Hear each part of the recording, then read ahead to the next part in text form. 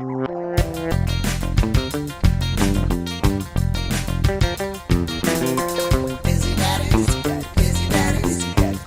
sci-fi. Busy daddies do sci-fi. Busy daddies do sci-fi. Busy daddies do sci-fi.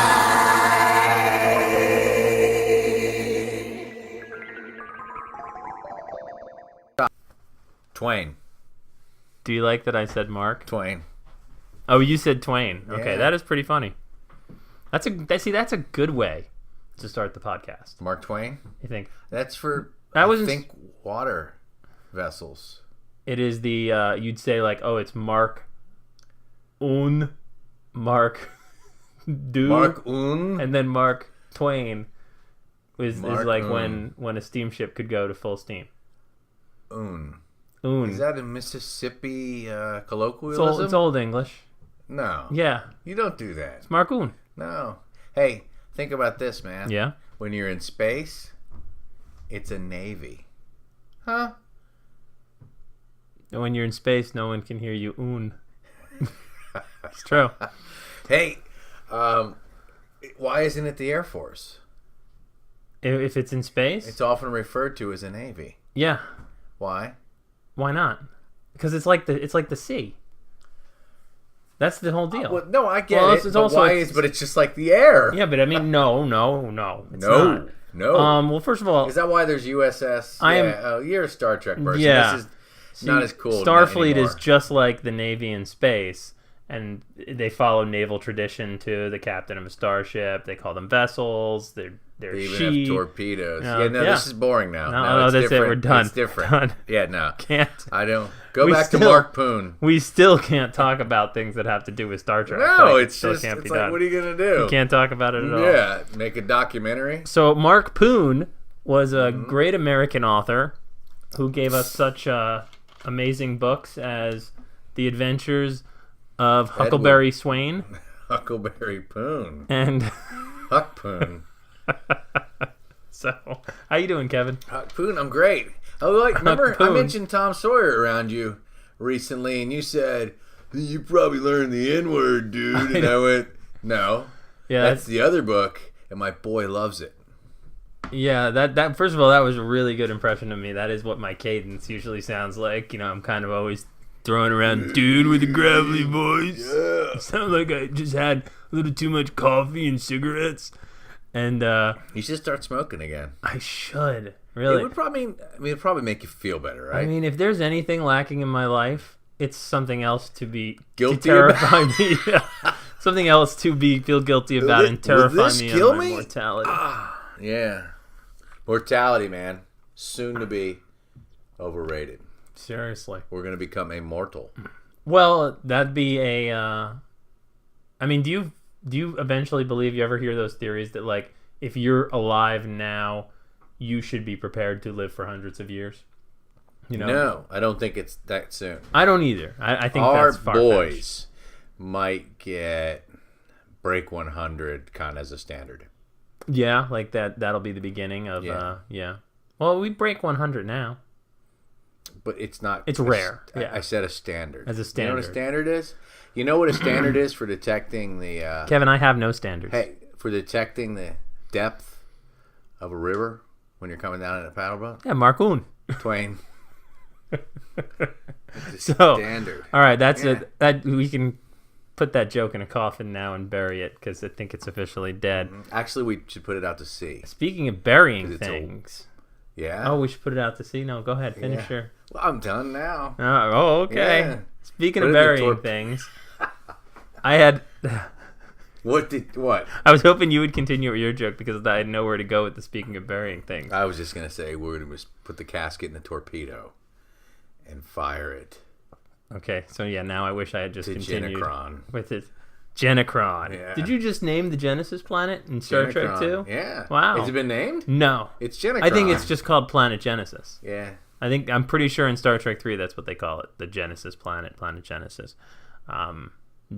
The death place of David Marcus.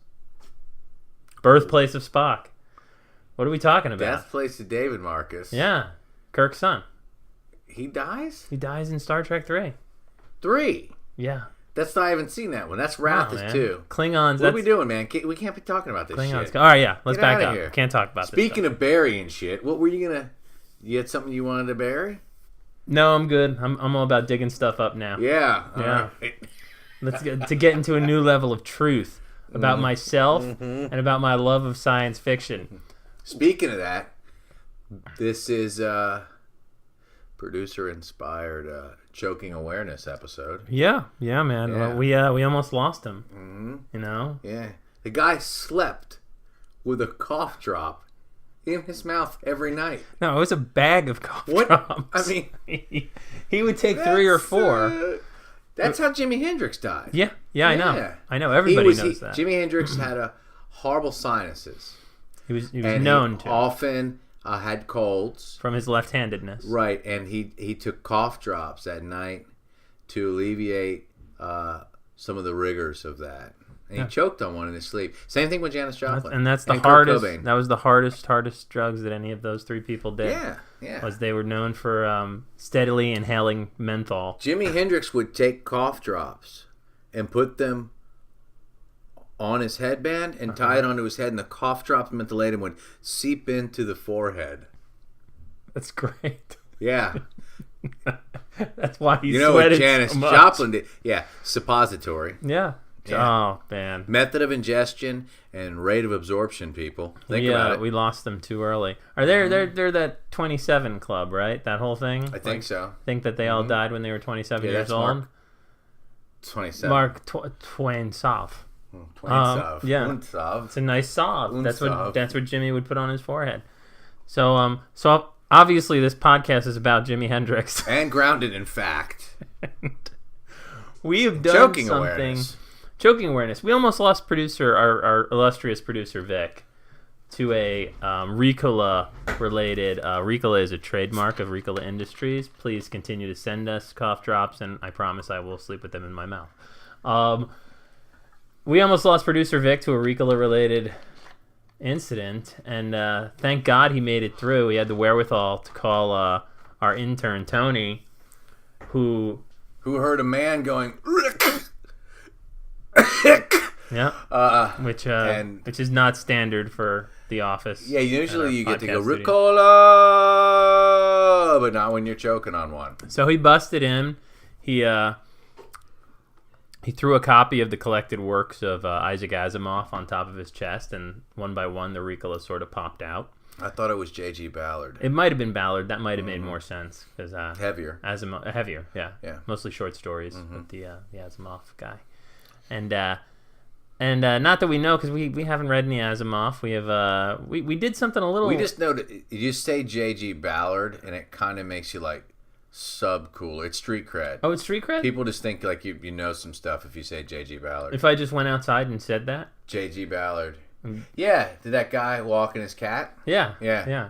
That's the name of his cat. J.G. Ballard. J.G. Ballard. That's my cat's name. I know everything about you. How do you know everything about me, J.G. Ballard? But Love is bullshit. it really is, man. Yeah.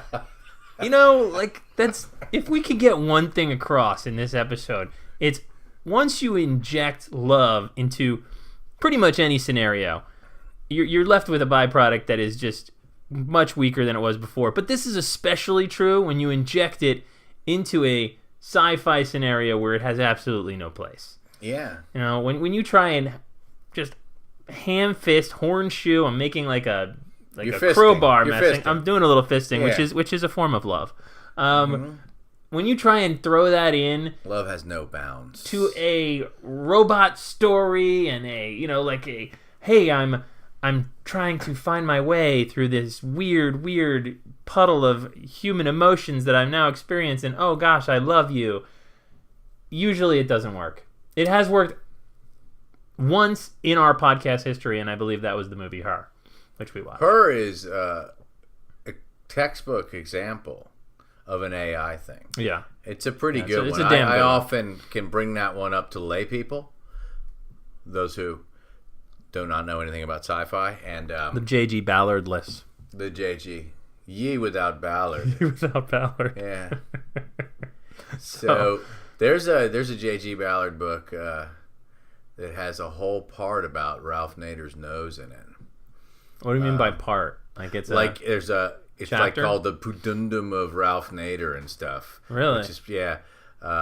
The name escapes me, but Adam and I have been down this J.G. Ballard. The Atrocity Exhibition is what it's called. That's a hell of And a it's title. weird. Yeah, so I mean, I don't just throw J.G. Ballard around No, like those other guys. as you shouldn't. Yeah. That would really offend the guy walking his cat. So we did something George. we don't normally do. We went to a decade, which is not terribly known for It's a horrible decade. Well, in fairness, I mean, It's a come as you are decade. nice. I like that. Yeah. Yeah, we're talking about the 90s here, people. So we The Mark Nuns. how exactly did this come about?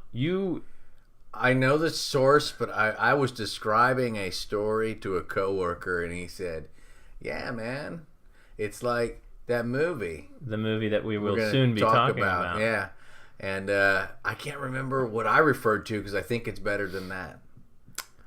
Huh. I can't remember it. I Well, can see, text when him. you can't remember something like this, it makes me want to raise my voice. It makes me want to yell, Kevin. It does. Makes me want to get a little more vocal than this. Makes me want to, I don't know, scream. What were you supposed to go? Even? Oh, really? Makes me want to scream a little What bit. were you supposed to run outside and yell just a little bit earlier in this podcast? J.G. Ballard! Ballard! A real screamer. A real screamer. That A real guy. screamer of a fella. Yeah. That guy is. Oh my gosh, that's the name. The name. That's the name of the movie. 1996 is not a year known for quality science fiction. Here's the Question: thing. We had when some did Fifth Element come out? don't know. Top of my head, want to say 97. Yeah. Wanna say. Listener, No, remember that that's day too we late. talked about how you thought we were all wrong about the Fifth Element? Oh, well, right. We still get mail about that. Case in point here. Shit was just weird back then. It was weird. It was just weird. In this weird middle ground. Yeah. There was certainly not the consistent level of quality that previous decades had supplied. And I'm talking like, as far as science fiction, 60s, 70s, and even 80s provided a good amount of quality science fiction. 90s, you really had to dig to find like the, even It was RoboCop in 80, right? RoboCop was certainly Starship 80. Troopers is 90. Starship Troopers is late 90s, and that was what I was just about to say. But I was thinking that might be a bad example because of how farcical it is. That it's not like straightforward quality science fiction. Yeah. But it is a damn good movie. And then all of a sudden, like 2000s and 2010s, like we're back into like quality storytelling and quality science fiction. And now, I mean, we're in a golden age of kind of everything right now. There's good sci-fi television. There's good sci-fi movies coming out. It's everything. There's everything. Hey, I'm told we should watch Maniac. I have no familiarity with it. Have you seen the billboards? No, I haven't. We live in Los Angeles, listener. Yeah, we do. Where we know what you might be watching, even if though we aren't. It's Jonah Hill and Emma Stone. Okay. And they look like they're on some game show. It's like headshots of them. But I've heard now that they are schizophreniacs in an experimental research treatment. And then so each episode is a scenario that the medicine makes them imagine. All right. So when you look at the episodes on the Netflix, there are pictures of them, and they look like they're in different periods and different costumes. And I think this is an imagined result of some AI that they're working with for their treatment. So All right, worth investigating. maybe. I mean, I don't really watch television anymore. Hey, quit. listeners, if you are watching Maniac, please write to us at busydadsdosci-fi@gmail.com and let us know what you think about it. And maybe we can even read something that you say on the podcast here. First, whoa. Whoa! That was the closer. Who are we? I don't know. I don't J.G. either. Ballard. J.G. We're Ballard. the collected works of J.G. We Ballard. are the collected works of J.G. Ballard. Tomorrow, Paul Tomorrow, Verhoeven, which is tomorrow. the name of that guy's Rottweiler. Come as you down are. the street. Paul Verhoeven? Yeah. It's very, Yeah. it's a very, very That bougie guy doesn't street. look it. He doesn't But look he's it. obviously got some indie art stuff in him. Well, yeah, clearly. Yeah. Clearly. The face tattoos throw me off. Well, Yeah. Speaking of face tattoos, Yeah? what was with that in this movie? Was there some face tattoos? Well, the teardrops, Oh, yeah. and then they show up again towards the end when there's like the reveal of who. Well, we'll get into it, but He liked the... Okay, yeah. yeah. So we are We are bivouacked division detecting screaming fembots. yeah. Yeah. She was. Yep. And we're talking about that movie, Screamers. We're talking about the movie Screamers. Peter Weller. So I think, were they coasted on RoboCop fumes? Well, RoboCop's early. Peter Weller, ladies and gentlemen, When's you Naked Lunch? probably know best from Kevin. Naked Lunch? No, Leviathan, obviously. What? Leviathan. What is that? Are you serious? That Leviathan. sounds like a basketball player. Oh my gosh, it does sound like a basketball. Leviathan was one of a string of underwater sea creature movies that came out in the early 90s. Is The Abyss one of those? The Abyss was one. Well, The Abyss was sort of the highbrow one. There was Leviathan, there was Deep Star 6, and then there was Deep Star Splash. I don't know. That was Splash. I couldn't think of another one. Yeah. But that was the 80s. But Leviathan, RoboCop, Buckaroo Banzai. Oh, yes. You know, clearly. And I forgot And Naked Naked Lunch. Lunch. Naked Lunch. Fantastic. Peter Weller, across the board, is friggin' great. It and- tastes like some sort of tainted cheese. Your move, creep. Right? same thing. Yeah. Yeah. My mom apparently knew him. Yeah. Really? I know. I say that all the time Wow. to anybody who will listen. Yeah. And hey, my mom Is knew there any Peter chance Weller. Of him? being your father?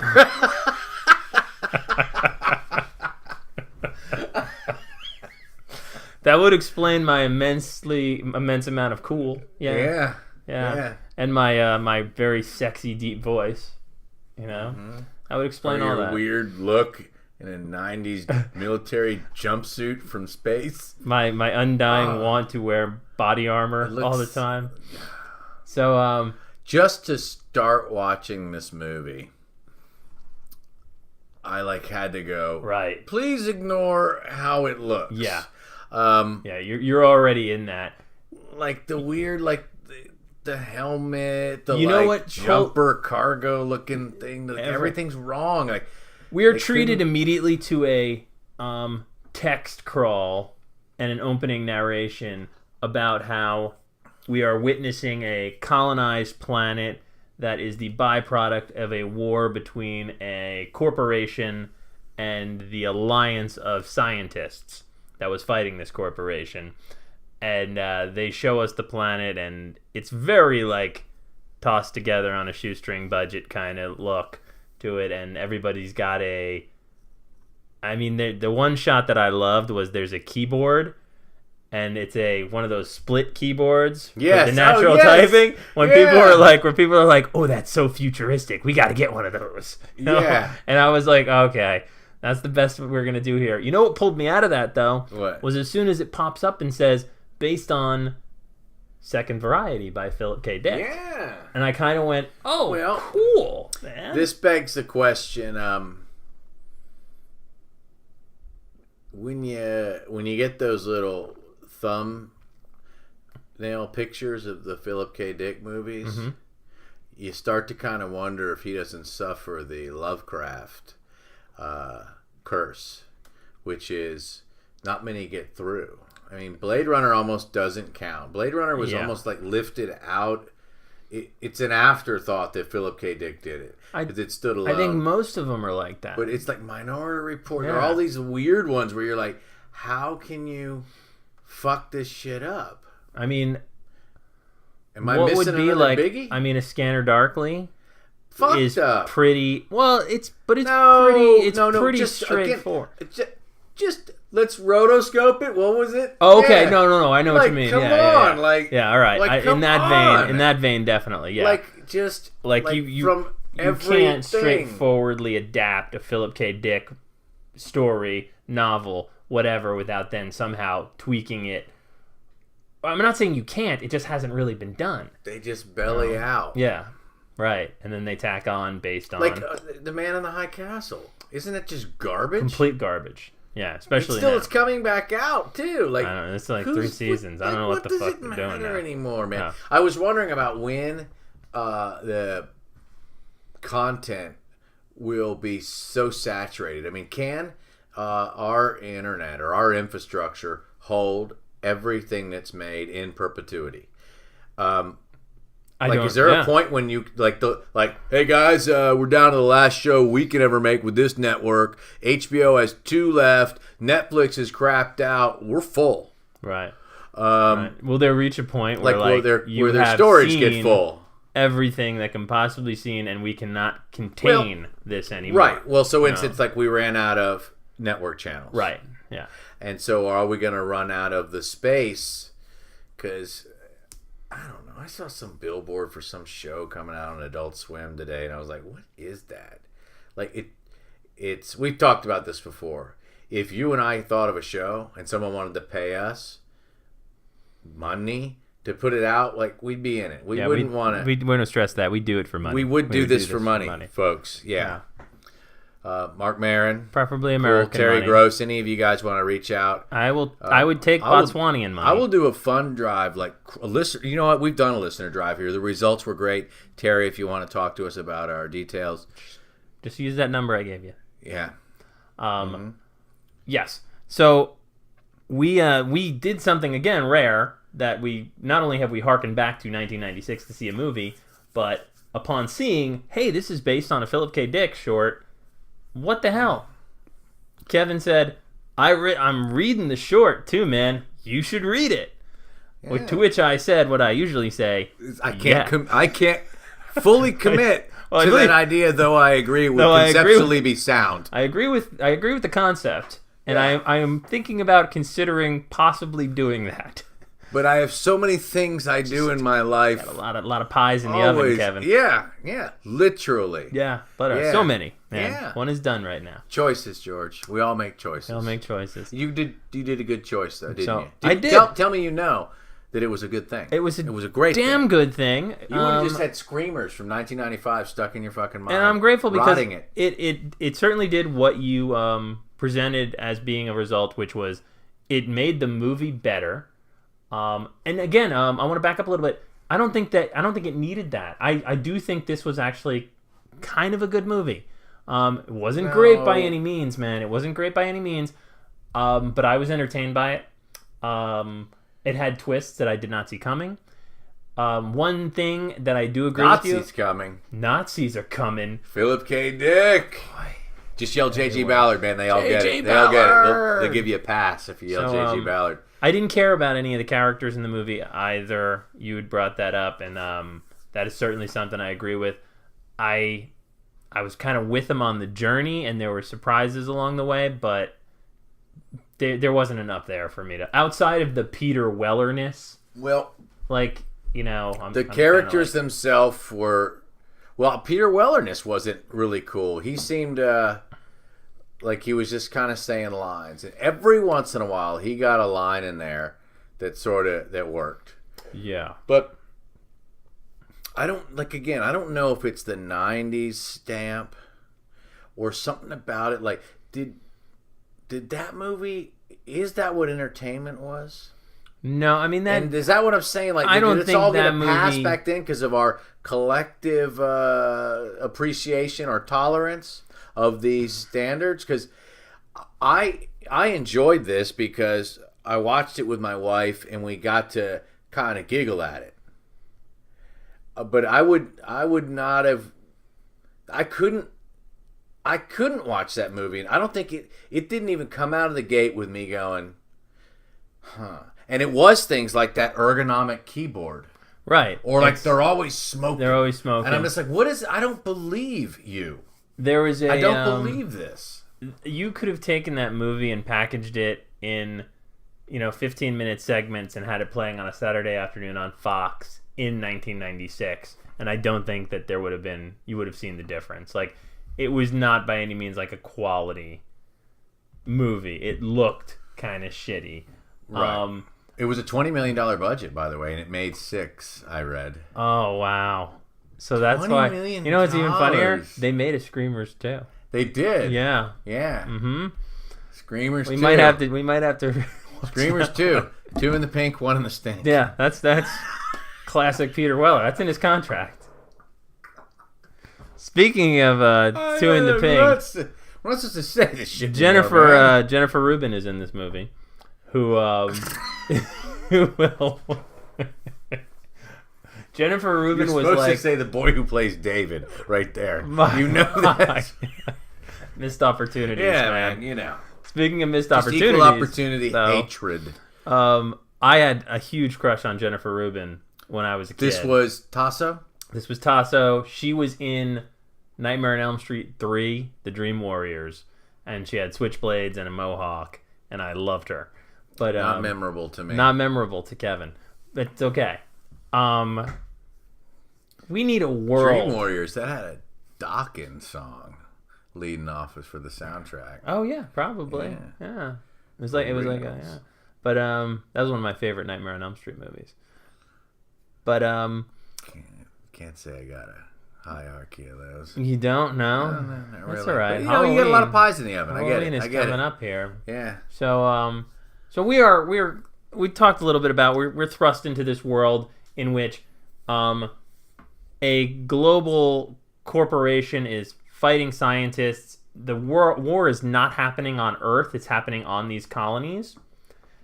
And in response to it, the scientists have built machines that they call Screamers. Now, this is just the movie, not the short story. They have a different name in the short story. Called Screamers, which basically, and if you are not wearing something that they call a TAP, which is a... Tab, and it called a tab, on your wrist, these Screamers are going to find you and kill you. They are subterranean robots, lots of blades, pretty fast, and they make high-pitched screaming sounds, hence the fucking Screamers. And they are winning the war for them. They are told that the Russians want to make... The Russians.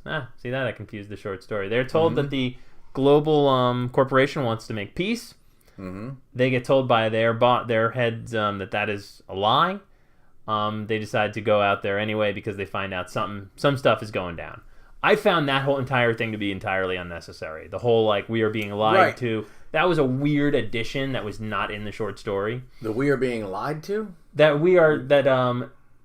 What did you say? Maybe I misheard you. That the hologram that he was showing up to him, that was his commanding officer, that was fake, and that guy has been dead for years. Because we're stranded out here. Yeah. We'll never know, man. That was a whole, weird... I didn't need that motivation. Because I think they did that so they could add in the whole second guy who goes with him on the journey in the movie, which was really in the story. This is Russia and America, which makes sense. Bogged down to a point in battle where the Americans have created a Claw, the Screamer in the movie, and they need a commanding officer out of the American troop to go across to the lines, because they're both at the front. It's just a couple mile walk in the book. Yeah. Right? And he goes over there. In the movie, they add a young rookie to the walk. And as I read the story, I started to ask myself, why would I be sitting around adding a guy to this? Some person might say that you added a second person for exposition. To have somebody to tell the story to, yeah. I do believe there are craftier ways to do the expedition, and not to mention that, we had so many avenues, transmissions that could have come in.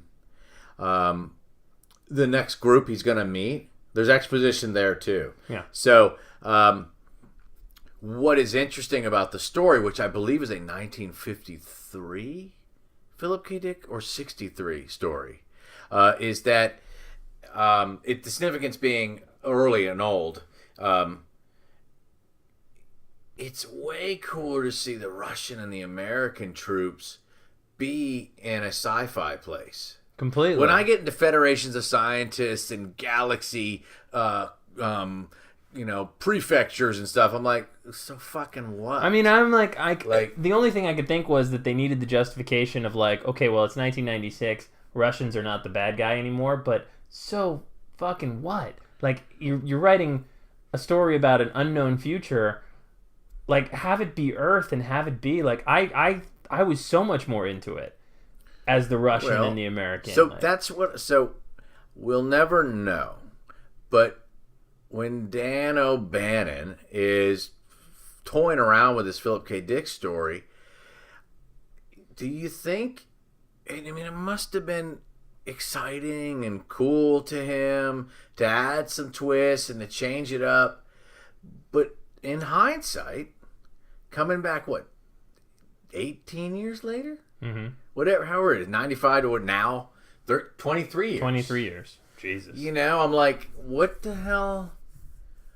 Why? It didn't work. Yeah, it didn't and work. I wonder if it would have worked on me 23 years. I would have been 20. I don't know. Well, I don't know. I saw this movie when you brought it up and said like, "Hey, what is this?" Sent me a text with a screenshot. Screamers. I said I have not seen it since I was 15 or 16, and it was not memorable enough to like have a permanent spot in the Rolodex. Like a lot of this was pretty new for me. So I would agree with you in that I don't think it was good enough where it stuck, And one thing is also like we get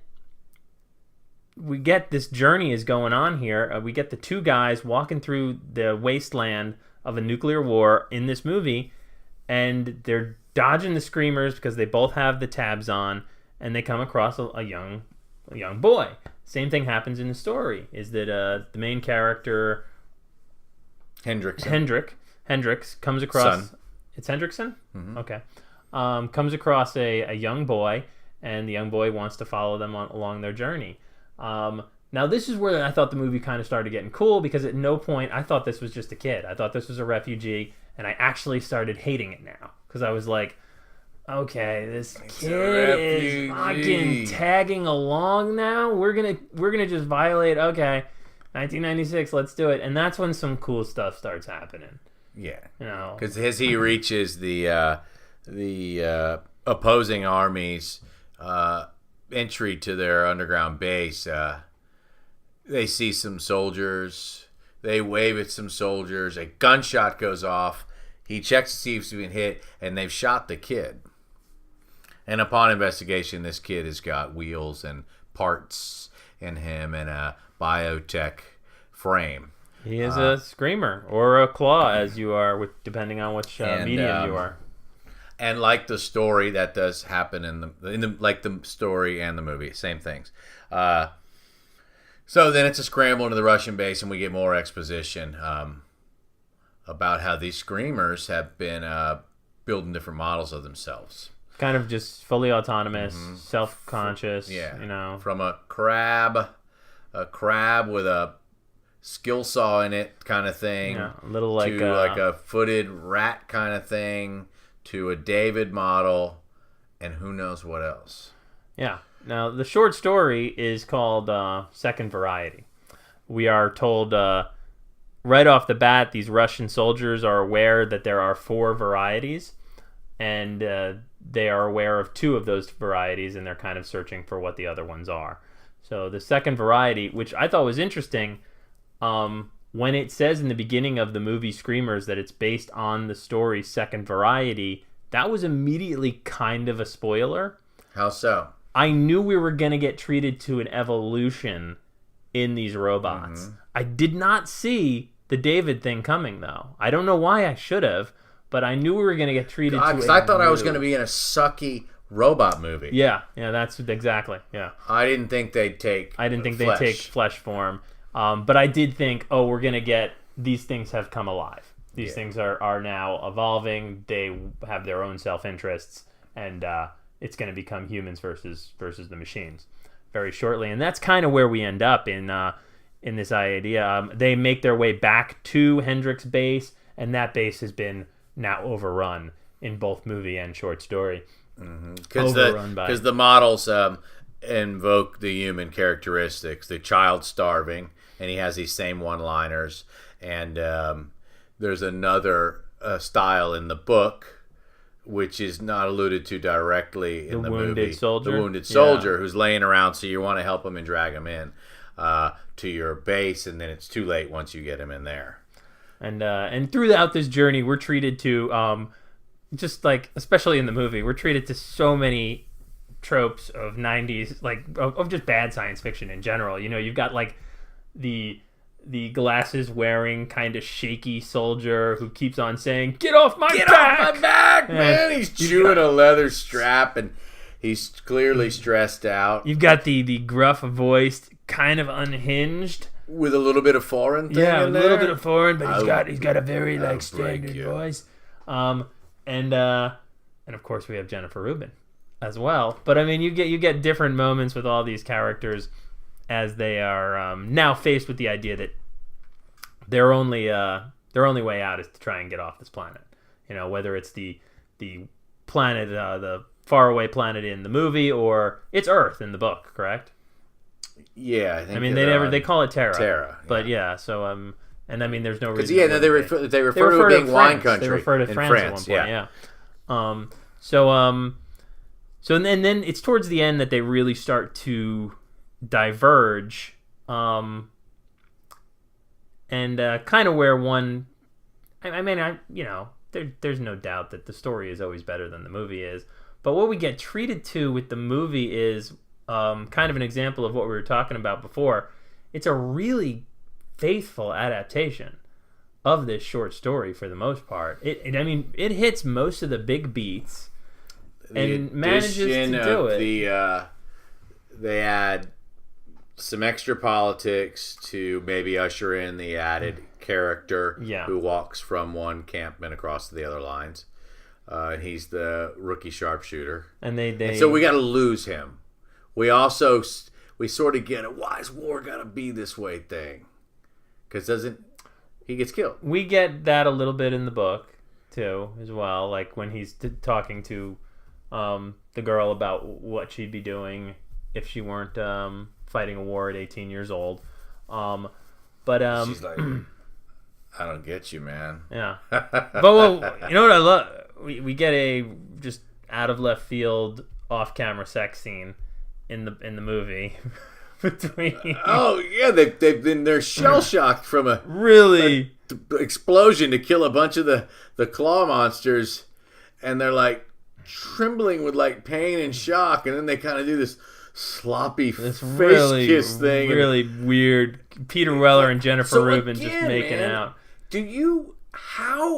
I don't know where that can you imagine those cameras being up and being like, let's do the thing? I can't. Well, because love is bullshit. Love is bullshit. Because this is where this movie really starts to fucking bone itself here. Is it tries to toss in this... Well, we have a fight and a climax, too. That's always boring for me. I'm just like, great. I know this dude has to get through this, but we have to watch him get his ass kicked. We have like 3 fights leading up towards what we know is going to happen essentially towards the end of this movie. Basically, what happens after they discover the bunker is overrun, they nuke it, they're thrown away.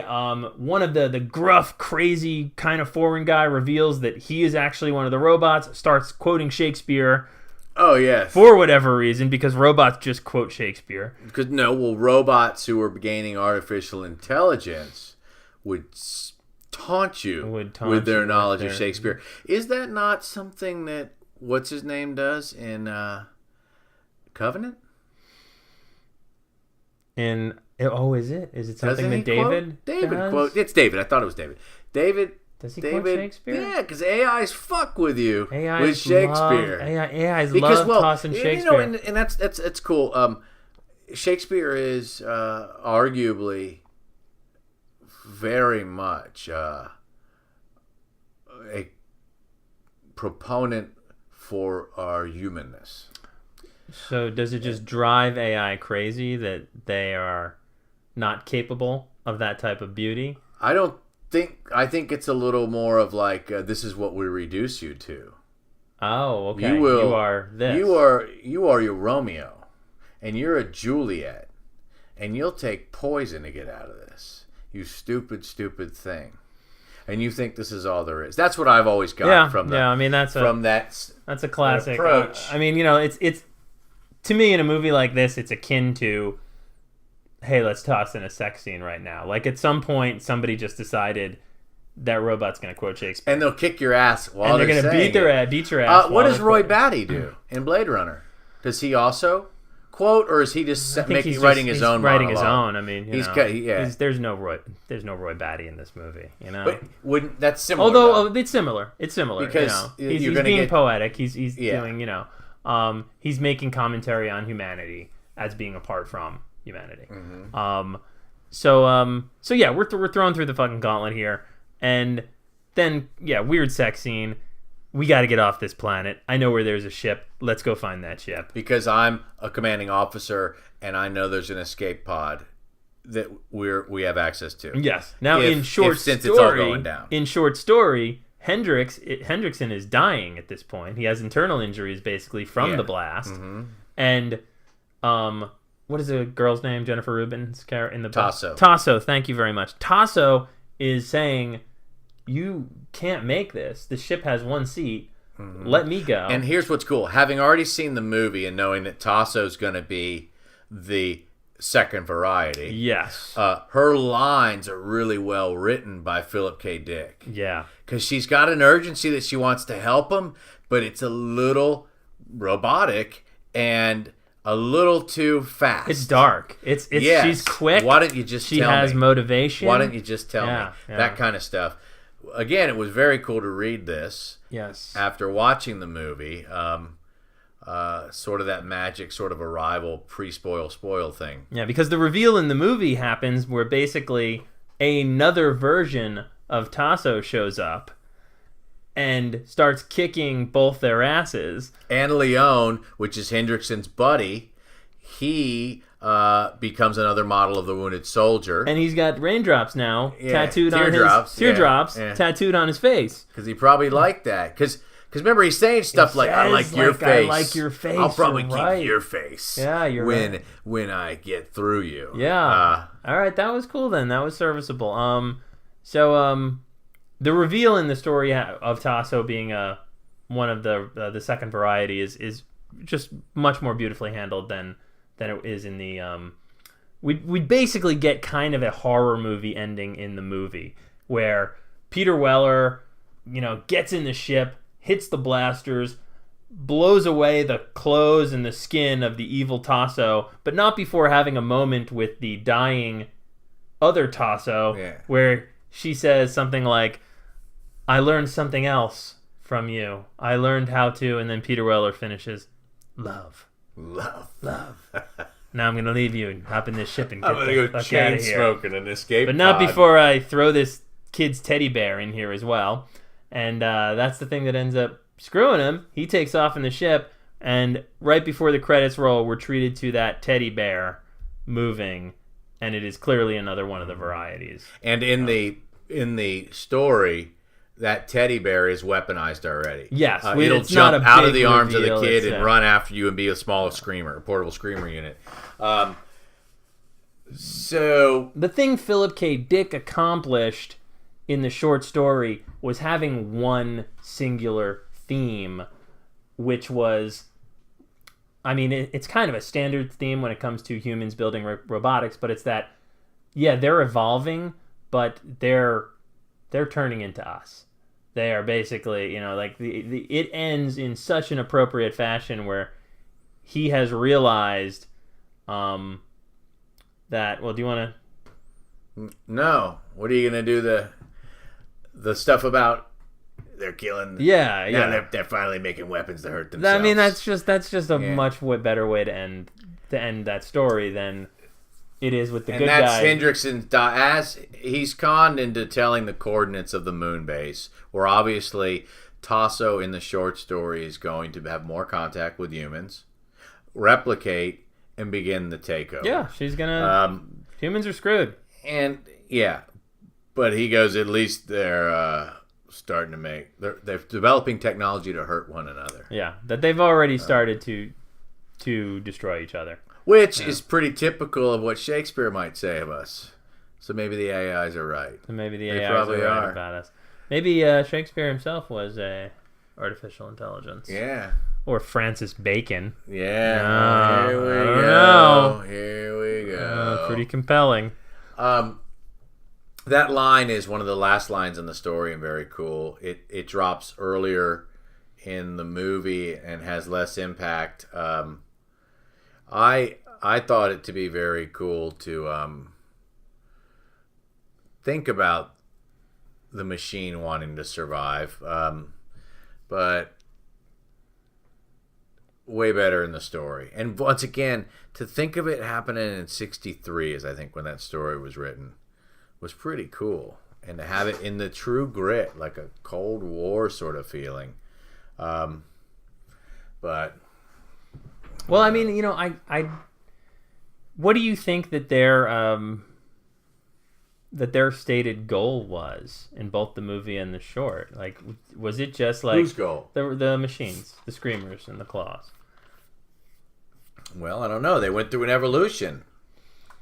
They So- probably didn't have one at first. So I mean, in the story, Because they're allowed. I mean, they both have factories underground. They were set free. We put a tab on because they're going to eat anything that's warm, yeah, unless you're wearing a tab that repels them. And they're underground producing themselves, which I gotta say is where Ray Kurzweil says we're going to end up in a situation where the things we've made will produce themselves. And so are we in a what will situation happen? here where they are just following their programming to its logical conclusion? Like, they're just supposed to kill, so that's all they're doing. Yes, but as a byproduct, they're getting metacognition, I think. So in the movie, even love. Yes. But to kill one another, I wouldn't think would be built into the code. A screamer wouldn't work if it knew to kill itself. So there's an evolutionary or a cognitive leap happening. But the with motivation behind hopping in a ship and going to where there are more humans is because in the movie it seems almost accidental. It's like that bear is there and he's on his way to Earth and some bad stuff's going to happen because that bear is there. In the short, it's very intentional. You tell me where the moon base is. Tell me where the moon base is so that I can get there. I promise I'm going to send back help, but I have to get to this moon base. So is it I'm going there because that's just part of the deal, or is it more of a self-preservation thing? Like she wants to escape, you know? No, she's going to do it to do take the deal. over. Yeah. It's sort of, what was the movie? Was it Life? Where Yes. Yeah. I mean, where he lands. And Earth is fucked. Earth is fucked. Right? As You soon are as they fucked, open that man. thing up. Yeah. Yeah. Bye bye. That Yeah. thing was too powerful. It's like. Mm-hmm. It can survive fire. Oh, it can survive the vacuum of space. It's everywhere. Oh, Jesus. It's strapped to that crippled guy's leg. Jeez Louise. He can't even feel it. It's in Ryan Reynolds' lungs. Mm-hmm. Get out of here. So, cool movie. Really good short story from Philip K. Dick. And made me, I love when that stuff happens. I love when I read this in like 2 hours. And I love connecting those dots, man. Like, it made me want to go, like, shit, why am I not reading more? I wonder that all the time. I know you do. It's a great pairing, though, these two, like this. Yeah. And one of the cool things I think about doing stuff like this is that stuff pops up where you can have that going on. It without a doubt made the movie much fresher, and that's obviously not its point. It can exist entirely of its own, but I'm kind of glad I took the journey this way, where I saw the movie first and then read the short, because it made a lot more things pop. It was serendipitous. Yeah. Speaking of reading, I just finished Alistair Reynolds' Blue Remembered Earth, the first book in a trilogy called Poseidon's Children. It is ass-kicking. I find myself wondering as I finish his books, and in comparison to a Philip K. Dick story, I don't really care about the shoulders that Alistair Reynolds might be standing on. And it's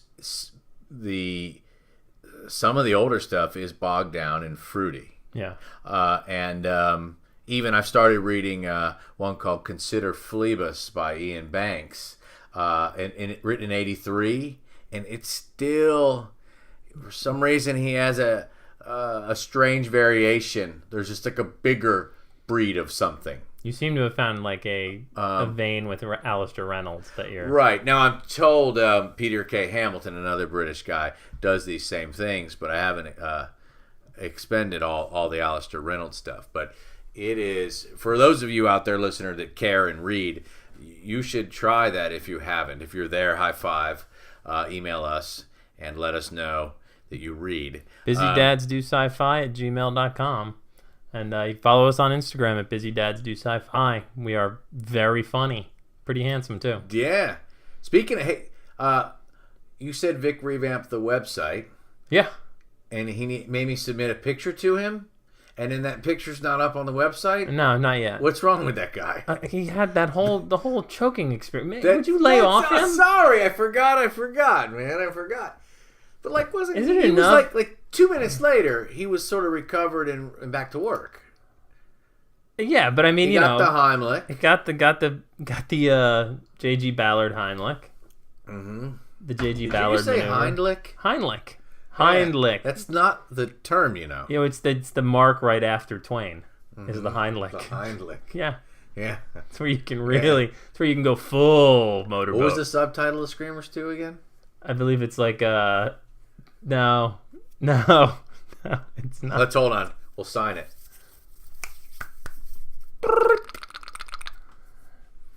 Yeah. Yeah. Yeah. Woo! So, All inclusive. all inclusive. All of it. That's the Inclusive. subtitle of Screamers 3. All Screamers 3, inclusive. all inclusive. The whole thing. The Screamers whole 3, thing. the whole thing. Fisted. Coming at you. The teddy bear. Jennifer Rubin. Mm-hmm. The old teddy bear. The old teddy bear. I bet she's still got it going on, Jennifer Rubin. Yeah? Yeah. Like Peter Weller? Just like Peter Weller. Mm-hmm. What was the last thing I saw him in? He was just he was in Star Trek Into Darkness, which is the bad remake We saw of Star Trek 2 Wrath of Khan. We had a picture recently about Star Trek Into Darkness. Yeah, we did. On our Yeah, feed, it's on our feed. Very appropriate. Yeah. Toilet for a year, full year. Star Trek Into Darkness. Yeah. Star Trek Into Darkness. Star Trek Into Isn't that Darkness. it's like a 70s song. No, it's not. Yes. Standing Star Trek Into Darkness. Good night, nerds. Terry, you know what I just realized? What? We can't be. What? Oh, I just stopped the Good You Night did. Nurse, didn't I, man? It's all right. What do we Good got? Night Nurse. Nerds. You remember how we're not really probably ever going to be able to get hired by Disney? Because of our checkered past? Yeah. Yeah. It sort of bums me out. There's no way Terry Gross is going to have us. No, she specializes in people like us. You mean after we've reformed? Yeah. Like we have to claw out of this, Do you even man. know the show she has? Fresh air.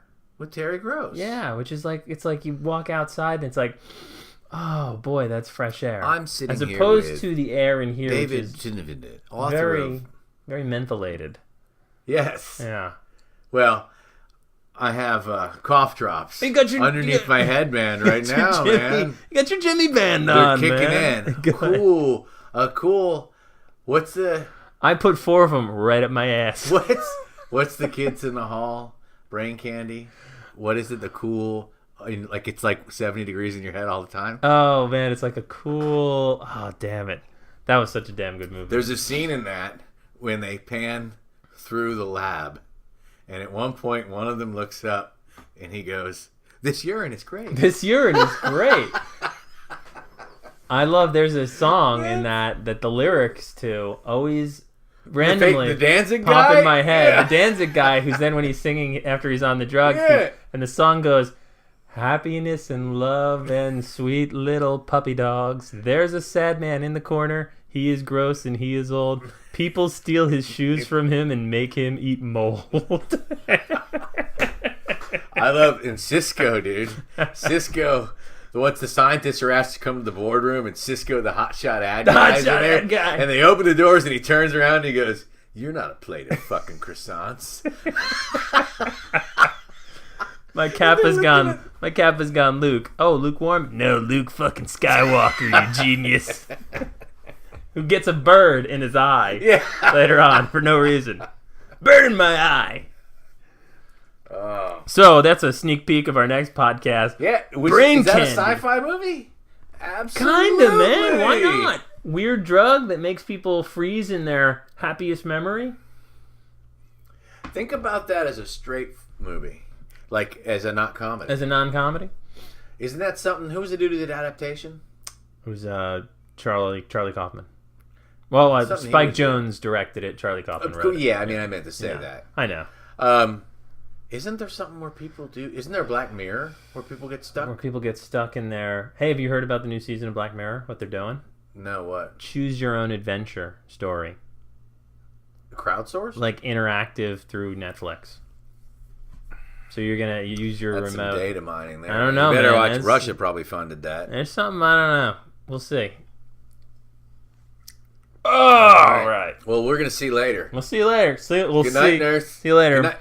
Mark Twain, Oh, good bitches. night, nurse. Don't do that.